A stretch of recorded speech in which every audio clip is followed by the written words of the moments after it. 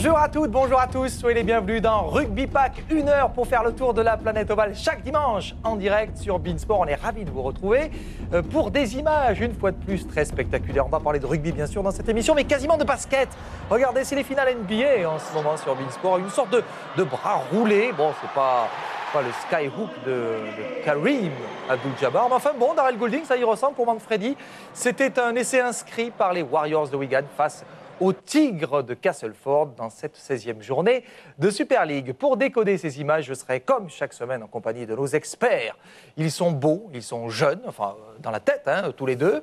Expert rugby à 13, d'abord Louis Bonnery. Bonjour Louis, comment ça va? Bonjour Rodolphe. Vous m'avez l'air en pleine forme. L'été, vous réussissez, vous avez des couleurs, c'est incroyable. C'est une sorte de belle plante au fond. Un autre spécialiste des plantes, expert rugby à 15, Julien Candelon. Bonjour Julien. Bonjour. Ça va?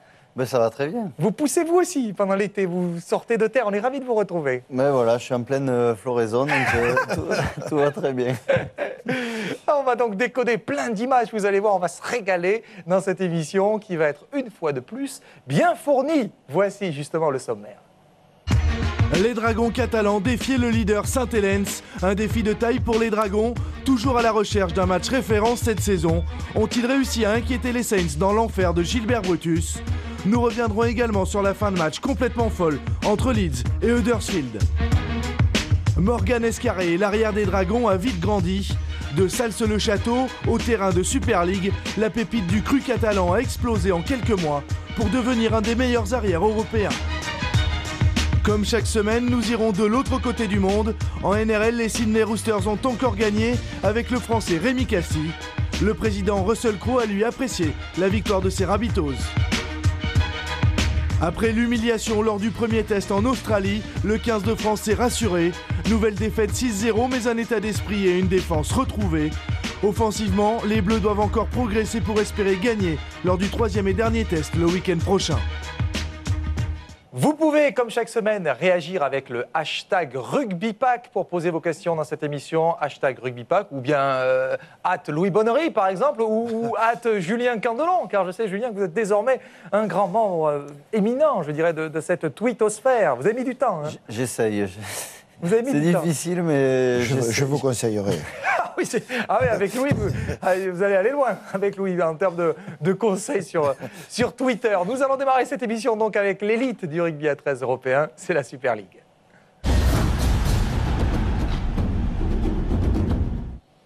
Avec la 16e journée de Super League, les Dragons catalans entraient ce week-end dans le dur. L'été à Perpignan, c'est pas exactement l'idée qu'on peut s'en faire. Pas de bronzette, pas de baignade, mais des matchs à très haute intensité. Les Dragons se plongeaient donc hier dans une série de rencontres mouvementées. Premier épisode face aux Saints de Saint-Helens.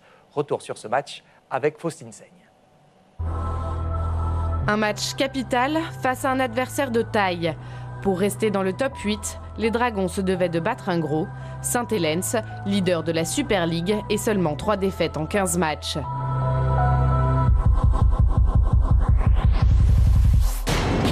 Pas de quoi effrayer des Dragons, le vent en poupe à Gilbert Brutus. En place dès le début, les hommes de Laurent Fressinous marquent le premier essai du match. Il est signé Vincent Duport.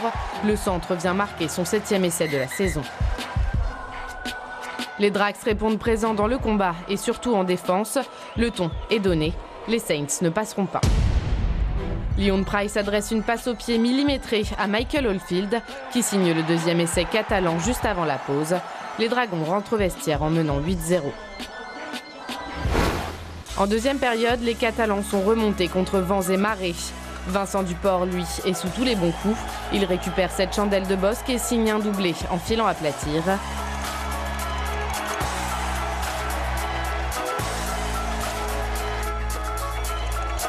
C'est en filou que Jan Anderson marque le 4e essai sans et or. Il assoit un peu plus la domination catalane.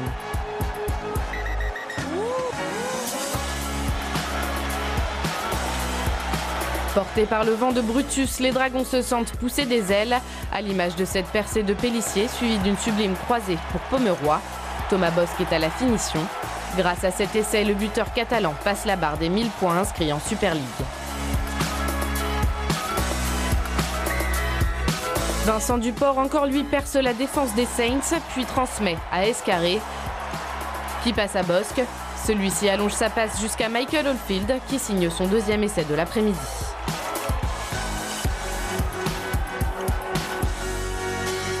Daryl Millard se joue de la défense anglaise et dépose les Saints pour aller marquer, tout seul, le 7e essai de la leçon catalane.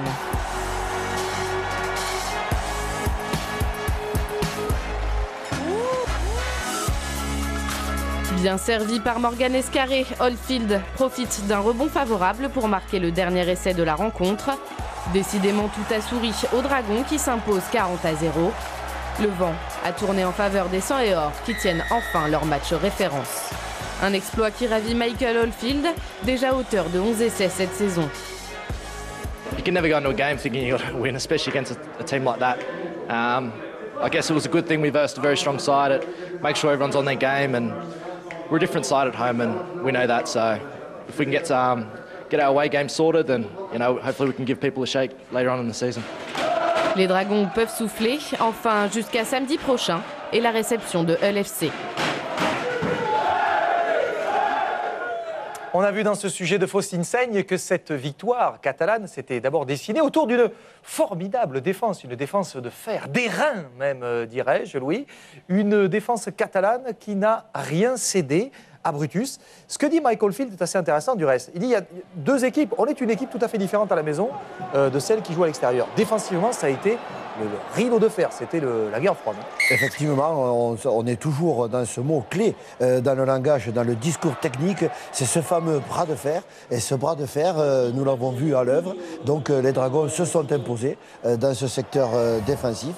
Donc voilà, ça explique évidemment la déconvenue de Saint-Helens qui n'a peut-être pas tout à fait compris la résistance que leur présentaient les Dragons catalans à Brutus. Alors défense physique mais aussi technique avec cette cuillère de Louis Anderson. Ouais. Ils ont quasiment tout réussi défensivement parlant. On voit ici, tac. Mais ils s'accrochent, Rodolphe. Ouais. Une cuillère comme ça, on ne peut la réussir que si vraiment on s'accroche parce que ça se joue à quelques centimètres et il faut être volontaire pour ça. C'est frustrant, Julien, cette cuillère quand on est un attaquant. Ouais, c'est frustrant parce qu'on croit qu'on est passé et puis finalement tout s'arrête, mais comme dit Louis, c'est vrai que c'est surtout la volonté des défenseurs de ne rien lâcher. Les défenseurs sont battus et ils tendent le bras pour une ultime tentative pour stopper l'adversaire.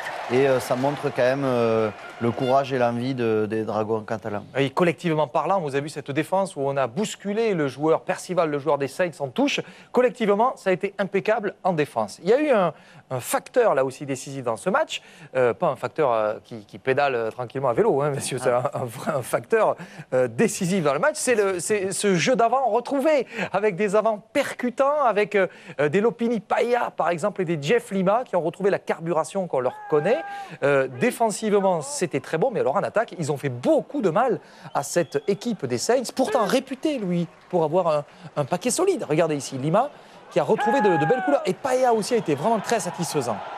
Oui, c'est le paquet d'avant des Dragons catalans. On le voit à l'impact. Domine, c'est un paquet dominateur qui avance, qui brise la ligne et surtout qui permet par des courtes libérations de balles, de jouer à l'intérieur au niveau de cette ligne défensive. Donc, très gros travail de ce paquet d'avant. Alors ça, c'est en première période. En première période, avec un talonneur qui est encadré par deux piliers comme ça ne peut que progresser. Éloi Pélissier, je ne dirais pas qu'il a joué dans un rocking chair, mais en tout cas, il a beaucoup avancé lui aussi avec ses camarades de la première ligne. Oui, Rodolphe, non seulement ils avancent, mais en plus ils donnent la balle à la sortie.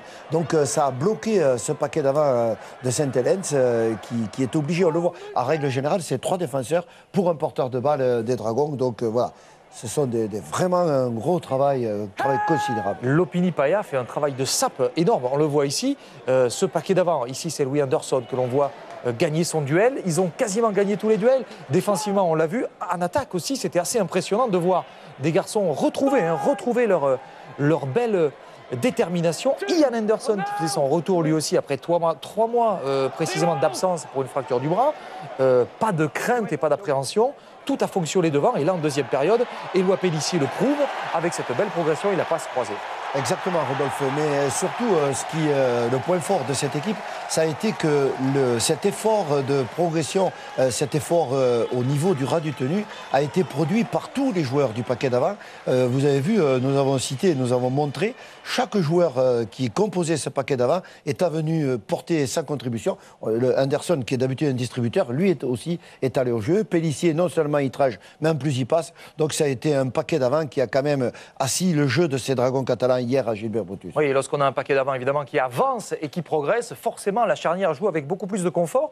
Et en série, en fin de série, en sortie de chaîne, les exit sets sont parfaitement soignés. Ça a donné des jeux au pied décisifs. Les Dragons ont beaucoup marqué hier. De ce point de vue-là, c'est très très bien huilé. On a vu l'essai de Vincent Duport. Les coups de pied dans le grand champ ont porté aussi leurs fruits. Thomas Bosc a été, avec Leon Price, un des deux artilleurs de génie hier à Gilbert Brutus. Oui, alors ça... Nous sommes en première mi-temps, les Dragons catalans jouent contre le vent, donc ils ont parfaitement adapté ce jeu au pied. Voilà, il est très haut, d'abord il est très diversifié ce jeu au pied. Et nous avons vu, les formes sont toutes différentes. Ça termine des chaînes de jeu, ça crée beaucoup d'incertitudes. Une équipe de Saint-Hélène qui est un peu déconcertée par la puissance du paquet d'avant et qui se trouve tout d'un coup à défendre sur des balles très hautes. Donc le plan tactique mis en place par Freyssinet pour aborder cette rencontre des Saints a fonctionné à merveille. Oui, parce que les Saints de Saint-Hélène, Louis, ont été... comment pourrait-on dire ça? Ils n'ont pas été anesthésiés par la chaleur, ce n'est pas ça. On a la sensation, corrigez-moi si je me trompe, Louis, qu'ils n'ont pas vraiment démarré ce match, ou qu'ils ont en tout cas voulu le démarrer et le maintenir sur un rythme différent de celui que les Dragons comptaient imposer.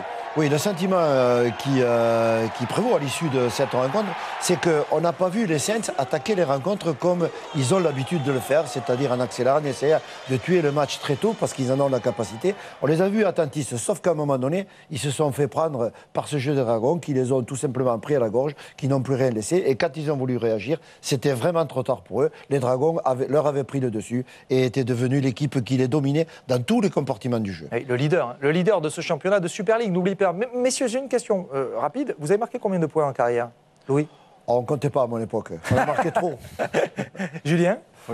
Honnêtement, je ne les ai pas comptés, mais quelques-uns. Oui, quelques-uns. Ouais. Parce qu'il y a un garçon qui a marqué quelques points supplémentaires hier.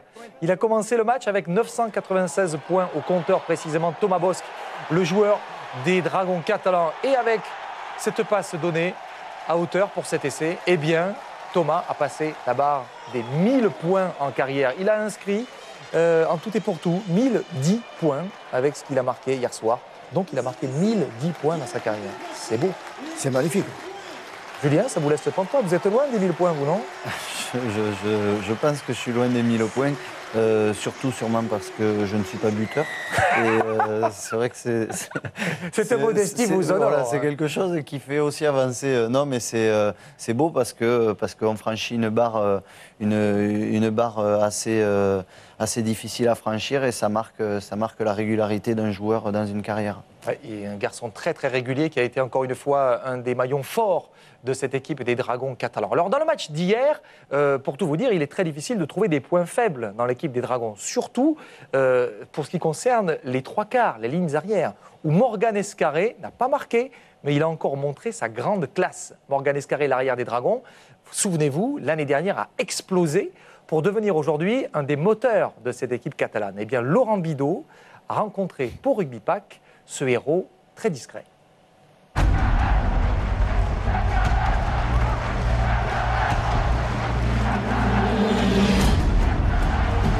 Techniquement, il est excellent. Après, il a une rapidité qui est vraiment impressionnante. Sa force, c'est vraiment sa vitesse et son explosivité.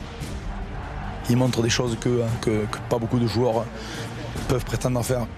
Je pense qu'en Super League, c'est un des joueurs le plus dangereux avec le ballon. Il peut s'affirmer en tant qu'un des meilleurs arrières de la compétition. En à peine plus d'un an, Morgan Escarré est devenu un joueur majeur des Dragons catalans et même de la Super League.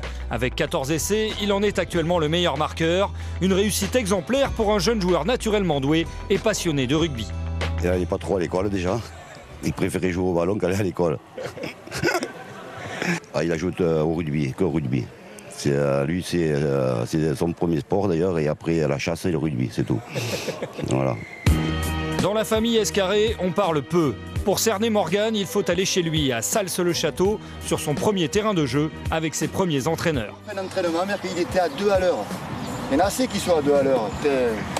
Allez, on va moi les deux, c'est voilà là. Déjà tout petit, il avait sa pointe de vitesse, il avait la viste, il avait son coup de pied. Il était au-dessus des autres. Petit, il avait un sacré caractère, donc il râlait tout le temps. On a toujours eu un petit faible pour lui parce que bon, il était très turbulent. Très turbulent et c'était un petit peu le petit bandit de la bande. On est champions! Graine de champion, le petit Escarré n'a peur que d'une équipe, Saint-Paul de Fenouillet, emmené par un certain Éloi Pellissier. Il avait peur de moi quand on était plus jeune. Il trouvait toujours une excuse qu'il avait mal quelque part. Donc, Dès qu'il rentrait sur le terrain, je sortais, il me faisait peur, même des fois je pleurais et tout, et dès qu'il ressortait, hop, je rentrais. Ensuite, Escarré et Pellissier ont joué et grandi ensemble à Toulouse, puis au Dragon catalan. Morgan débute en équipe première le 23 mars 2013 contre Bradford, après avoir longtemps attendu son heure. Avant de commencer, il fallait que je prenne du poids. Trent Robinson m'avait demandé de prendre une dizaine de kilos pour jouer à ce niveau-là. Il fallait vraiment que je me concentre sur ça et prendre du poids pour réaliser mon rêve. Pour compenser son petit gabarit, Escarré doit forcer sa nature physique, mais aussi son caractère, réservé. J'avais du mal en défense, surtout à communiquer, parce que voilà, je suis plus jeune et en plus je suis très timide. Et j'avais du mal à parler, même à les engueuler, parce que des fois ils ne m'écoutaient pas et après ça retombe sur moi s'ils ne m'écoutent pas. Et c'est vrai que maintenant, ils commencent à m'écouter, on va dire à me respecter. Quand on regarde maintenant le Morgan Escarré, qui est capable de sauver des essais par rapport à son positionnement en tant qu'arrière, je parle sur l'aspect défensif, qui est capable de placer ses coéquipiers sur la ligne défensive. Et il évolue à vitesse grand V. Le challenge pour lui, c'est d'être bon de week-end en week-end et pas faire la montagne russe. Toujours spectaculaire, mais plus complet et plus efficace, Morgan Escarré est aussi de plus en plus surveillé par ses adversaires anglais qui n'arrivent pas toujours à l'attraper. Depuis ses débuts en Super League, Escarré est suivi par de grands clubs comme Wigan, mais il a encore 2 ans de contrat et difficile de l'imaginer loin de ses racines. C'est vrai que ça peut être une belle expérience de découvrir d'autres pays et même un autre groupe, mais pour l'instant je suis au Dragon et franchement je me régale. En plus j'ai toute ma famille ici et pour l'instant j'envisage pas de partir, mais why not? Ouais, voilà, ça. En attendant, Morgan Escarré, le petit champion venu de Sals, grandit à vue d'œil au milieu des Dragons. Chouchou numéro 1 des supporters catalans, il le restera peut-être encore très longtemps. C'est le chouchou de ce public de Gilbert Brutus, Morgan Escarré, qui fait une formidable carrière. Il a éclos, on le disait, l'année dernière. Et il est désormais très attendu sur les pelouses par ses adversaires. C'était hier. Vous allez voir que petit gabarit, mais costaud, Morgan Escarré. Tout le monde connaît ce garçon. C'est le meilleur marqueur de la Super League. 14 essais déjà inscrits. Chaque fois qu'il touche la balle, il y a une sorte de sentiment de panique. Donc, du coup, on le soigne à Morgan Escarré. Il est toujours surveillé de très très près par les défenseurs. C'est un garçon qui est aussi malin en défense. Regarde ici, c'est intéressant cette image. Hop, 1 contre 1, il va aller piquer le ballon d'un garçon qui est quasiment 2 fois plus gros que lui. Julien, on a vu tout à l'heure dans le sujet de Laurent Bidault les mensurations de ce garçon, 1m72, 73 kg. Petit gabarit, vous savez ce que c'est. La vitesse de ce garçon vous a certainement aussi rappelé quelque chose. Ouais, c'est vrai que ça fait plaisir de voir des petits gabarits. Et de toute manière, à partir du moment où on est plus petit que les autres et plus maigre, il faut compenser par quelque chose. Et on voit bien que Morgan Escarré, que ce soit offensivement ou défensivement, se sert de son explosivité, de sa filouterie pour justement compenser le manque de masse musculaire. j'entendais qu'il fallait qu'il prenne 10 kilos pour faire la maille. Aujourd'hui, quand on voit les productions de Morgan, il n'y a pas nécessité de prendre ces 10 kilos, surtout qu'il est capable d'arracher un ballon à un joueur qui pense à les marquer. Il compense tout par son explosivité, sa vitesse. Donc ça fait plaisir de voir justement ces différences de gabarit et que tout le monde puisse exister dans ce rugby. C'est la vitesse, évidemment, la vitesse, ce qui fait la différence dans ce sport. Alors Louis, vous avez commenté avec Bertrand Béguet ce week-end un match très important là aussi où il y avait de la vitesse. C'était Wigan face à l'équipe de Castleford. Sean O'Loughlin, le capitaine, menait les troupes. C'était la revanche de la Cup. Une drôle d'ambiance dans ce match, Louis, puisque Castleford a sorti le grand Wigan de la Cup. Wigan à la maison s'est vengé. Oui, il y avait beaucoup de rancœur dans cette équipe de Wigan. Donc elle a voulu essayer de faire retrouver le sourire à son entraîneur. Matt Bowen là, qui intercepte, une interception terrible. Et Bowen, malgré son grand âge, je dis ça pour vous Julien, parce que vous aurez bientôt, vous allez arriver à un âge canonique pour les ailiers. Et bien pourtant, regardez Matt Bowen, l'arrière, l'Australien, lui, va toujours aussi vite, regardez ses pattes. Il a presque, il a votre âge, tiens d'ailleurs. Matt Bowen. Et comme quoi... tout est possible. Exactement. Et il va très très vite. Ça ne veut rien dire. L'âge n'a pas d'importance. Burgess, lui, marque 22-0 à l'issue de la première période. La déferlante se poursuit, Louis, en deuxième mi-temps avec l'essai marqué par Liam Farrell. Oui, Wigan a régné en maître absolu sur sa pelouse face à Castleford. Donc derrière cette rencontre, il faut quand même traduire le ressentiment général du club de Wigan, mais qui a retrouvé là ses capacités de très grande équipe, une équipe de compétiteurs qui se sont fait sortir, il faut le rappeler, en quart de finale par cette équipe qui vient de Châtillier, très sévèrement.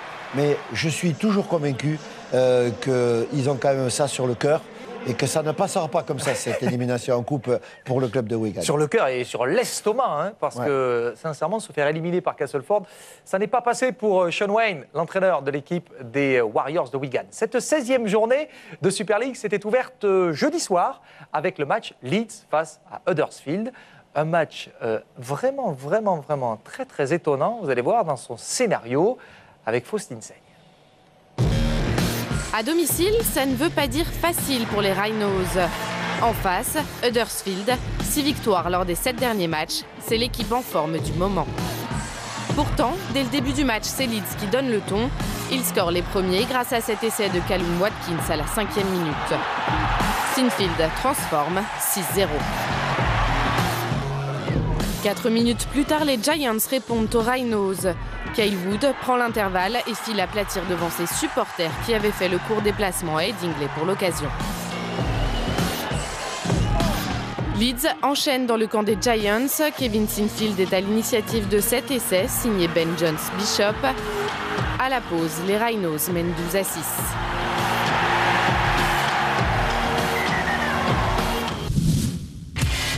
Mais en deuxième période, les hommes de Brian McDermott se montrent plus brouillons et les Giants en profitent. Jermaine McGilvary vient marquer en coin le deuxième essai de son équipe. Danny Brov transforme et ramène les Giants à 12 partout. Plus rien n'arrête les hommes de Paul Anderson. Crabtree en puissance vient marquer le troisième essai d'Huddersfield au pied des poteaux. Les Giants prennent l'avantage pour la première fois du match, 18-12.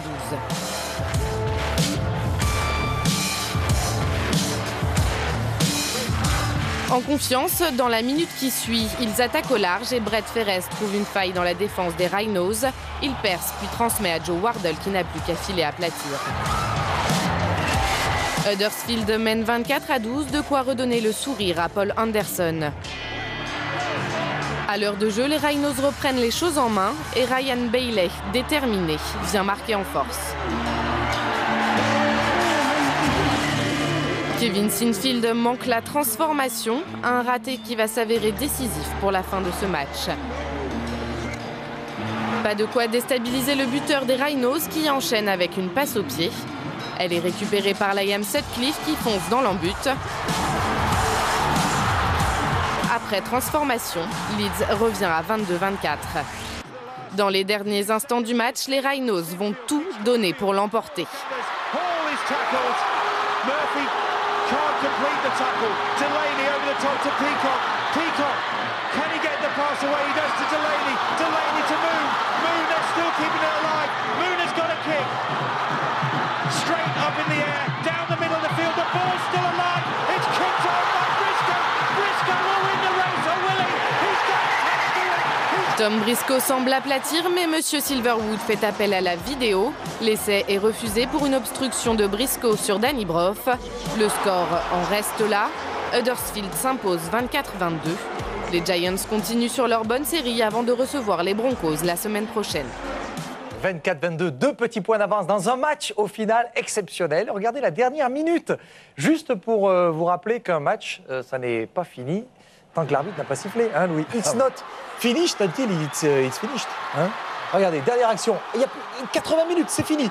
Leeds est mené de 2 points et on va jouer le va-tout, le tout pour le tout.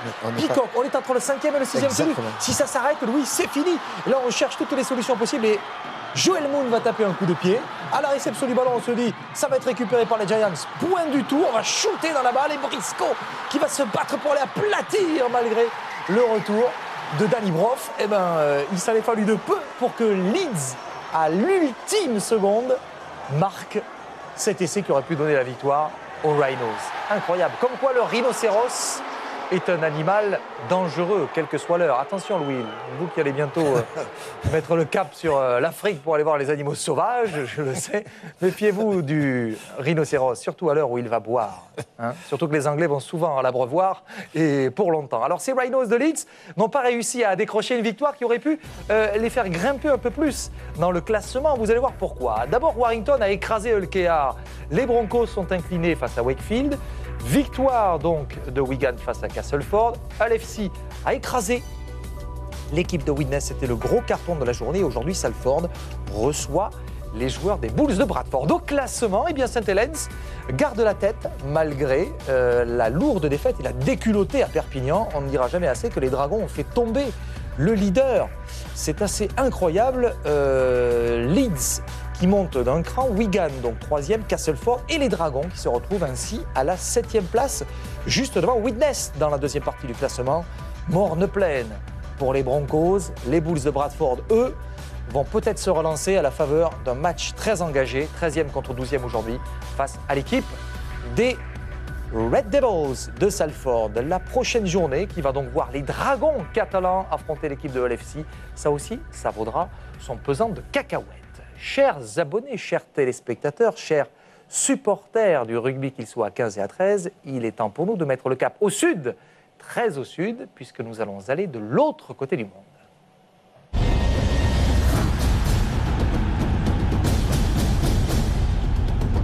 Dans la NRL, la 14e journée a conforté la place des ténors. On va démarrer ce match avec un Penrith Saint-Georges, Penrith le leader, qui a conforté sa première place.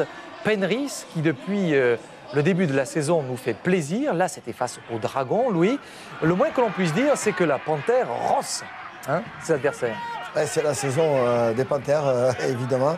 Donc là l'équipe de Penrith... Ça vous a pas fait rire la Panthère rosse, vous oui. Non Ah, ça vient de vous arriver, oui. Ah oui, ça vient de vous arriver. Il faut qu'il y ait du temps, là. Oui, j'aurais dû vous amener avec la musique. Non, mais je suis au avec fond le de thème. la pièce, donc du coup, j'ai un décalage. Les Dragons de Saint-Georges-Illawarra ont réagi dans cette première période. Les coéquipiers de Benji Marshall qui marquent en coin, mais 12-0, avec un Josh Mansour qui a été très en forme pour les Panthers. Ici, la passe, ballon donné par Gareth Widdop, remise à l'intérieur, et c'est marqué par l'équipe des Dragons de Saint-Georges-Illawarra, sauf que derrière, les Panthers sont très certainement l'équipe à suivre de très près dans ce début de saison parce que ça va vite. Le soutien est là avec un garçon que vous aimez bien, oui, c'est James Howard, le numéro 6, ancien joueur des Broncos de Londres qui a trouvé, devinez qui, Josh Mansour, qui est dans une forme dont on dit qu'elle pourrait peut-être lui valoir un maillot dans un State of Origin. Benji Marshall, vous l'avez vu, a donné la consigne, un dernier essai qui ne donnera rien, qui ne changera pas la donne en tout cas.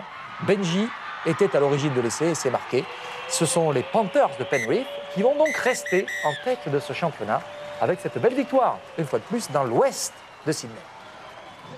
Les Roosters de Sydney, quant à eux, ont retrouvé une certaine régularité depuis quelques semaines. Pour rester sur cette bonne série, il fallait que les coéquipiers de Rémi Castille viennent à bout des Knights de Newcastle. Alors cette mission a-t-elle été accomplie? Réponse avec Laurent Bideau. Difficile, voire impossible, d'arrêter les Roosters en ce moment. Il faut toute l'expérience du coach Wayne Bennett pour convaincre les Knights de partir à l'assaut. Newcastle est dernier de la NRL, mais ça ne se voit pas dans les premières minutes. Passe aveugle d'Adam Clydesdale pour son troisième ligne, Jeremy Smith, 34 ans. À l'Allianz Stadium de Sydney, l'espoir semble permis. Privés de Jennings, Tupou et Guerra retenus pour le State of Origin, les Roosters réagissent. Mitchell Pearce a décalé Roger Tuivasa-Sheck. Égalité, 6 partout.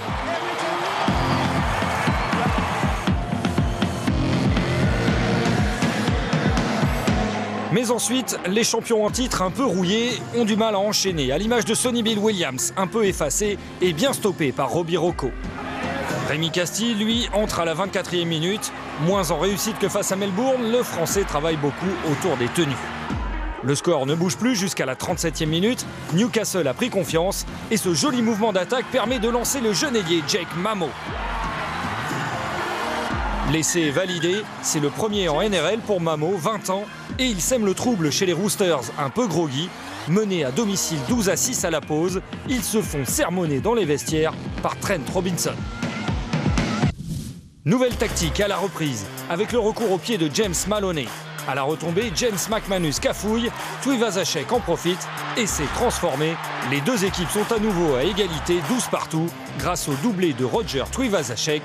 Ça méritait bien un petit coup de brosse sous les chaussures.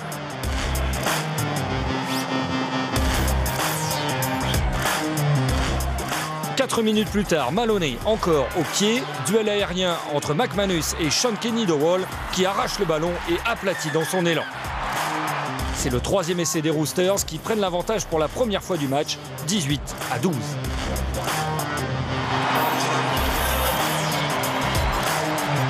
Les Knights n'arrivent plus à ressortir de leur camp. Quelques instants plus tard, Pearce slalom dans la défense avant de servir Jake Friend pour le quatrième essai. L'écart se creuse, 24-12, puis 25-12 après un drop de Maloney. À 3 minutes de la fin, les Roosters complètent leur succès en offrant au pilier Isaac Liu un essai délié, son premier en NRL. Score final 29-12 et 19-0 en deuxième mi-temps pour des Roosters longtemps laborieux qui décrochent leur 7e victoire en 8 matchs. Au repos la semaine prochaine, les partenaires de Rémi Castille peuvent tranquillement se préparer à leur prochain rendez-vous explosif à Manly.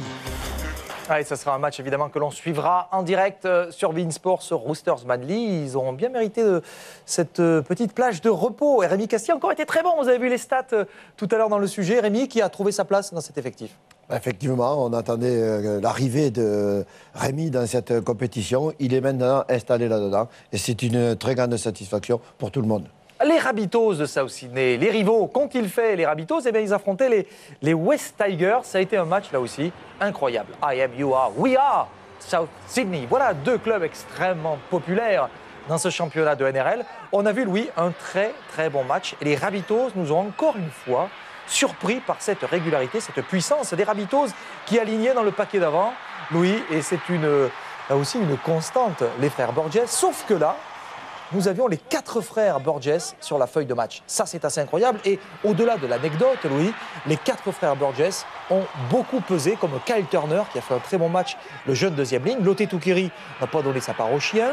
On a eu là aussi un très très bon travail du jeune Johnston, l'ailier, qui a explosé pour sa 4e titularisation. Ce garçon découvre le haut niveau cette année et c'est un drôle de client. Vous avez vu, Julien, l'accélération, il brise le plaquage. Après, adieu Berthe, pour le rattraper. On ne voit que son numéro. Des Rabbitohs toujours autour de cette colonne vertébrale, dirais-je, Louis, solide avec les frères Borges, et qui ont été quelque peu malmenés dans le deuxième acte parce qu'il y a eu l'essai de Tedesco qui a pu laisser naître l'espoir, mais un espoir de courte durée, car ici, la famille Borges va prendre les choses en main. Regardez, hop, on a vu d'abord Luke, on va voir ici Turner qui va aller marquer. Mais les frères Borges ont pesé une fois de plus sur la partie. Oui, effectivement, les frères Borges ont été les dynamiteurs du système défensif des Tigers et surtout sont toujours montés au créneau dans ce match de la première à la dernière minute pour mettre ces Rabbitohs dans le sens de la marche. Ouais, et on a vu que le président, le propriétaire de l'équipe, Russell Crowe, est allé féliciter ses joueurs dans le vestiaire. Il a raison parce que à ce stade de la saison, c'est bien d'avoir une équipe qui tourne à nouveau. Russell Crowe, qui, vous allez voir dans la tribune, un geste un peu incroyable. Il fait des, alors avec ce petit garçon, c'est un check un peu compliqué. C'est tac, tac. Il faut avoir fait des études parce que ça continue. Vous voyez, pendant ce temps-là, ça continue. Alors il continue de saluer. Voilà, ça continue. C'est long. C'est le check le plus long de l'histoire qu'on vient de voir. Vous sauriez le refaire, vous? Non, mais par contre, est-ce qu'on a la fin du check la semaine prochaine ou comment ça se passe? Prochain match. On l'aura. Ils sont toujours en tribune, a priori. Oui, ils y sont, regardez, il est compliqué. Tac, ouais. Tac, tac, enfin, tac. Ça sent pas l'improviser quand même. Hein. Oui, c'est travaillé. Ouais. Hein, c'est travaillé. Alors, celui qui travaille jour et nuit, qui travaille de midi à minuit et même plus, c'est bien entendu Louis Bonnery, notre expert rugby à 13, avec sa palette que les Américains nous envient tous envient la palette de Louis Bonnery. C'est l'heure de notre chronique Rayon X. Oui, je dis les Américains, parce qu'auparavant on disait les Américains, mais ça peut être n'importe qui, ça peut être les Chinois, aujourd'hui les Indiens, que sais-je, les Brésiliens même. Louis, qu'avez-vous choisi de nous mettre en lumière aujourd'hui? Je crois que c'est une action qui provient du match dont on a parlé à l'instant, les Rabbitohs Tigers. Effectivement, Rodolphe, dans cette rencontre, je pense qu'à un moment donné, les Rabbitohs ont montré l'ampleur de leur capacité. Voilà, ça veut dire que c'est une équipe, le score est 0-0, ils sentent que les choses peuvent tourner pour eux. Les Tigers sont encore un peu réactifs, sauf qu'ils ont perdu une balle, donc une mêlée tout à fait classique. Le grand V d'attaque, petit côté, donc on a l'impression qu'on va tenter encore du travail de force. Donc on va mettre 3 temps de jeu très très forts pour tout simplement faire basculer le jeu d'une aile à l'autre. Et sur le 3e temps de jeu, ici, sur ce tenu au bord de la touche, on remet le grand coup de pied qui renvoie la balle sur l'autre côté du terrain. On est à la réception, on cafouille un peu du côté des Tigers, donc on ne se trompe pas dans l'orientation du jeu. Voilà, donc c'est la construction de cet essai, Rodolphe. Nous sommes dans la phase 1, ce rugby de fixation, ce travail de fixation, ils sont patients, ils sont devant la ligne, ils consomment leur tenue pour arriver à 5, tranquillement. Sauf que tout doucement, le jeu progresse, ne progresse pas beaucoup, mais il se déplace d'une aile à l'autre. Et on va voir comment, à l'issue du dernier tenu, entre le 5e et le 6e, ici, nous allons faire, sur le jeu au pied, rebasculer le match de l'autre côté. Regardez bien, nous sommes sur le côté gauche de l'attaque. Et ici, le ballon va repartir par ce magnifique coup de pied transversal. Une hésitation. Hop, Isaac Louk, un talonneur. Voilà.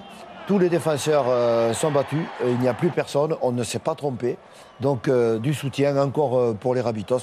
Donc c'est l'essai imparable. Et ça a donné le ton de cette rencontre. Voilà, l'arbitre n'hésite pas. Et ça allait être ça toute la soirée. Voilà comment les Rabbitohs construisent leur succès. Julien ?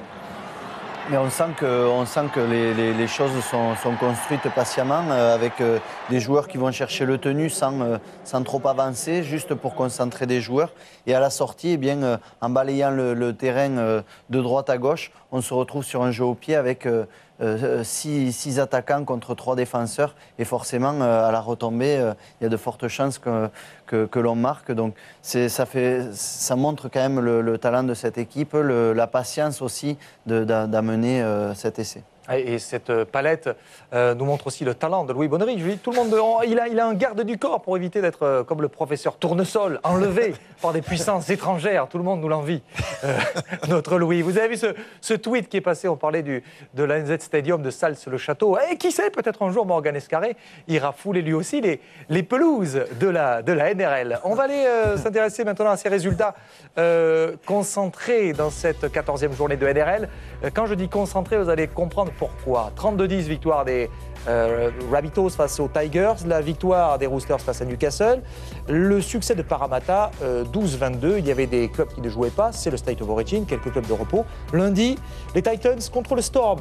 Le classement à présent, oui, ramassé, concentré, Louis. Penrith, 20 points. Leader. Manly, deuxième, 20 points. Ça, d'accord. Sauf que 3e, 4e, 5e, 6e, 7e n'ont que 2 points de retard et le 8e dernier qualifié n'a que 4 points de retard sur le leader. La victoire, 2 points. Comme quoi, rendez-vous compte, en cas de victoire, ça peut tout changer. Et puis 9e, 14 points.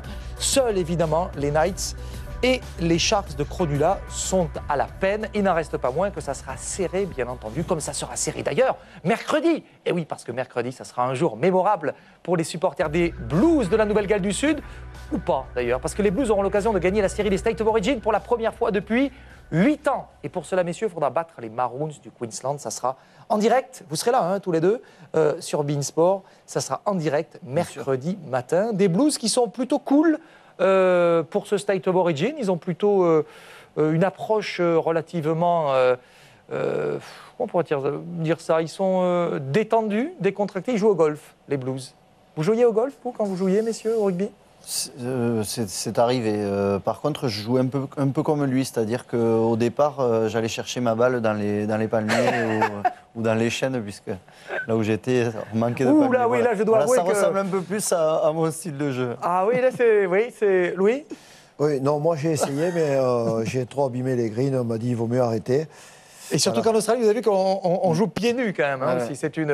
C'est une particularité de ce golf australien. Rendez-vous donc mercredi. Nous serons en direct à partir de 11h50 pour partager bien plus que le golf, cette passion australienne évidemment, avec le rugby à 13. Il est temps pour nous de fermer notre page rugby à 13.